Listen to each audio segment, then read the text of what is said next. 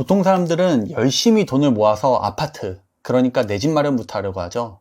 근데 아파트가 엄청 비싸다 보니까 소위 말해 영끌을 하게 되고, 그렇게 해서라도 아파트 가격이 올라가면 좋은데 아파트 가격이 떨어지면 엄청난 생활고에 직면하게 됩니다. 그걸 못 버티는 사람들의 아파트가 경매로 나오기도 하죠. 문제는요, 우리가 아파트를 살 때 이 가격이 비싼 가격인지 싼 가격인지 모른다는 겁니다. 예를 들어 볼게요. 옥수동의 삼성 아파트 32평이 매매가 15억입니다. 비싼 걸까요? 싼 걸까요? 내년에 가격이 오를까요? 떨어질까요? 여러분, 판단이 되시나요? 이래서 부동산 투자가 어려운 거죠. 리스크가 계산이 어려우니까요. 저도 그랬어요. 몇 년간 돈 모아서 아파트부터 사려고 했죠. 근데 말씀드린 것처럼 이 가격이 싼 건지 비싼 건지 판단도 안 되고, 사실 200만 원씩 월급 모아가지고 몇 억 만들어서 집 산다는 게 불가능해 보이기도 했어요. 그래서 저는 고민 끝에 아파트가 아니고 이것부터 투자해서 투자금을 불려나갔고요. 결국 지금은 30대 후반의 나이에 서초구에 아파트를 매수했는데요. 그 비결에 대해서 오늘 말씀드려 볼게요. 예를 하나 들어볼게요. 수도권에 9억 아파트를 매수하려 한다고 생각해보죠. 대출이 50% 나온다고 가정하면 4억 5천만 원이 필요하겠네요. 거기에 취득세 약 3천만 원 정도 든다고 하면 4억 8천만 원 정도 필요합니다. 월급 200만 원씩 모으잖아요. 20년 걸립니다. 근데 20년 뒤에요, 우리가 사려고 했던 아파트 가격이 그대로 9억일까요?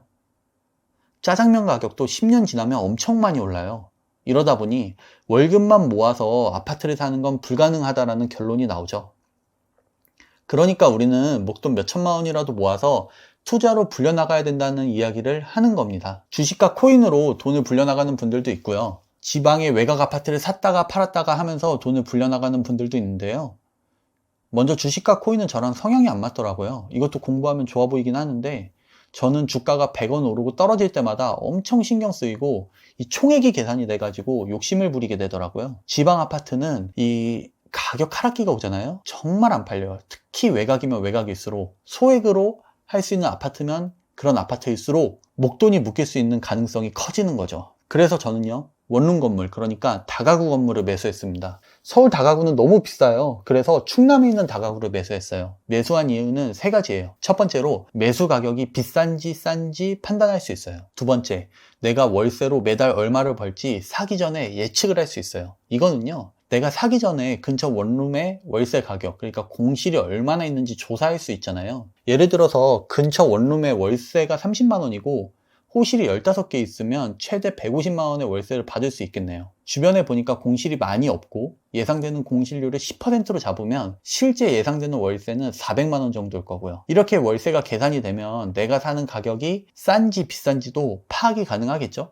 부동산 사장님한테 물어보니까 건물의 수익률이 10% 정도가 금매 수준의 건물이다 하면 1년 동안 최대 월세인 5,400만 원 나누기 10% 하면 건물의 금매가 수준이 5억 4천이라는 걸 알 수 있잖아요. 근데 우리가 이 건물에 4억에 산다? 그러면 금매 가격보다도 1억 4천의 마진, 약 26% 먼저 싸게 산다는 걸 알 수가 있어요. 이렇게 대략적으로 내가 매수할 물건에 대해서 매수 전에 클린하게, 명확하게 평가할 수 있으니까 비교적 안전한 투자라고 하는 겁니다. 그리고 첫 번째, 두 번째 이유로 투자가 안전하고 아파트의 영끌 자산 가치의 급격한 하락으로 싼 가격에 팔아버려야 되는 그런 이유가, 가능성이 낮아지는 거죠. 이렇게 탄탄하게 월세를 받는 상품은 자산 시장에 위기가 와도 여유로워요. 어차피 우리 아까 싸게 샀잖아요. 그리고 월세도 많이 받고 있고요. 급하게 팔 필요 없이 시장이 다시 좋아지기까지 월세 받으면서 몇백만 원씩 월세 받으면서 버티면 되니까요. 그러면 월세만으로 돈을 번다는 걸까요?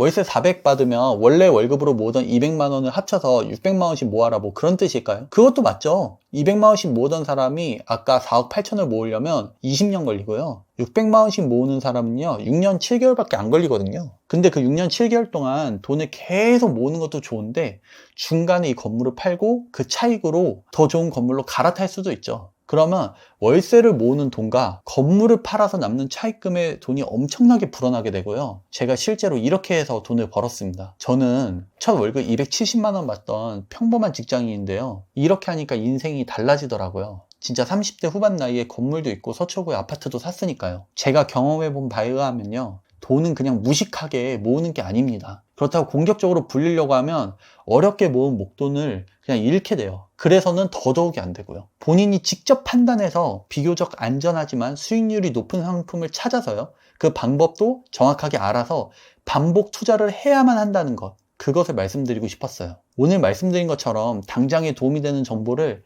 일주일에 한 개씩 여러분들한테 소개해 드릴 거예요. 그래서 여러분들의 부동산 투자에 실질적인 도움이 돼 보려고 하고 있거든요. 근데 제 채널이 좀 작아서 여러분들에게 유튜브에 노출이 안 될 수도 있어요. 여러분들께서 만약에 구독과 좋아요 누르시면 제가 매주 올리는 부동산 투자의 노하우를 누구보다 빠르게 받아보실 수 있을 겁니다. 저의 몇 년 동안 경험으로 얻은 노하우를 다 알려드릴게요. 그러니까 여러분들은 성장통 없이 저처럼 뭔가 실패하는 경험 없이 빠르게 부자 되셨으면 좋겠습니다. 감사합니다.